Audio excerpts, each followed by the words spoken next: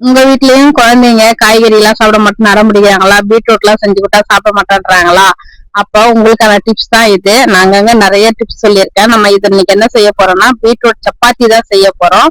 அதை எப்படி செய்யறதுன்னு பார்க்கலாம். வீடியோவை கடைசி வரைக்கும் பாருங்க. நான் நிறைய டிப்ஸ் எல்லாம் சொல்லியிருக்கேன். நீங்க அதை மாதிரி ஃபாலோ பண்ணீங்கன்னா சப்பாத்தி நல்லா சாஃப்டாவும் வரும், நல்லா டேஸ்டியாவும் இருக்கும். வாங்க எப்படி செய்யறதுன்னு பார்க்கலாம். இப்ப அதுக்காக நான் வந்துட்டு பீட்ரூட் கட் பண்ணி எடுத்து வச்சிருக்கேன். நல்லா பெருசு பெருசாவே கட் பண்ணிக்கலாம். இதை நம்ம வேக வைக்கணும். அதனால இந்த மாதிரி பீட்ரூட்டை நல்லா கட் பண்ணி எடுத்துக்கோங்க. தோல் சீவிட்டு நல்லா வாஷ் பண்ணிட்டு கட் பண்ணிக்கோங்க. இப்போ இதை ஒரு குக்கர்ல சேர்த்துக்கலாம்.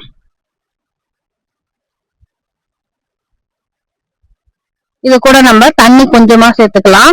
நிறைய எல்லாம் சேர்க்க வேணாம், சும்மா கொஞ்சமா சேர்த்துக்கலாம். அதாவது நம்ம ஒரு 1/2 டம்ளர் அளவுக்கு தண்ணி சேர்த்துக்கலாம். அவ்வளவுதான். இப்ப இதை நம்ம குக்கர் மூடி போட்டு மூடி விசில் விட்டுடலாம். காய் நல்லா வெந்து வரட்டும். நான் இப்ப பாருங்க 3 விசில் விட்டுருக்கேன். பாருங்க, குக்கர் திறந்துடலாம். காய் நல்லா வெந்திருக்கணும், அதை மட்டும் பாத்துக்கோங்க. அப்பதான் இல்லைன்னா பச்சை ஸ்மெல் வரும். கண்டிப்பா காயை வேக வச்சுட்டு அரைச்சோம்னா தான் பச்சை ஸ்மெல் வராம இருக்கும். இல்லைன்னா அந்த பீட்ரூட் ஸ்மெல் ரொம்ப ஹெவியா இருக்கும். இப்ப இது ஆறிடுச்சு.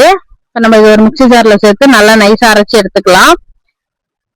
இதுக்கு தண்ணி தேவைப்படாது. அப்படி தேவைப்பட்டதுன்னா அதை ஊத்திக்கோங்க. ஆனா கண்டிப்பா தண்ணி தேவைப்படாது. நல்லா நைஸா அரைச்சி எடுத்துக்கலாம். காய் நல்லா வெந்ததுனால எங்கேயுமே குருணக்கரணையெல்லாம் இல்லாம நல்லா நைஸா அரைப்பட்டு வந்துடும். பாருங்க எவ்வளவு நைஸா இருக்கு.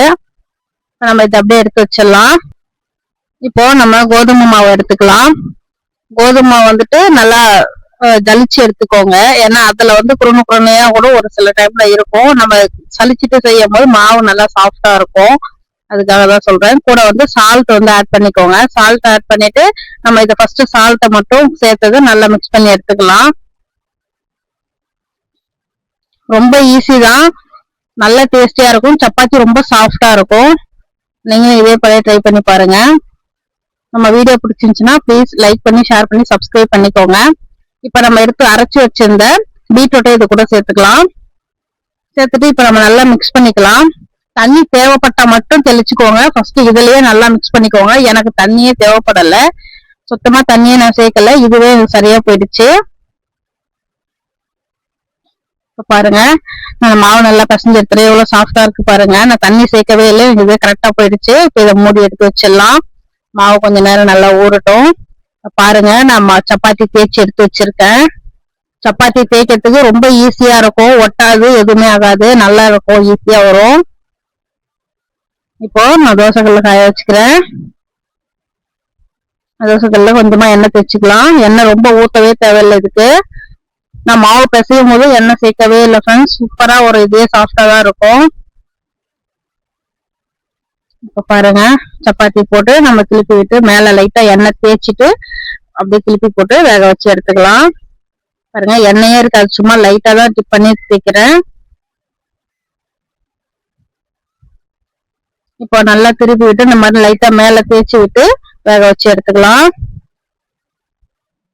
இப்ப பாருங்க எப்படி நல்லா பூரி மாதிரி லைட்டா உப்பி வருது பாருங்க.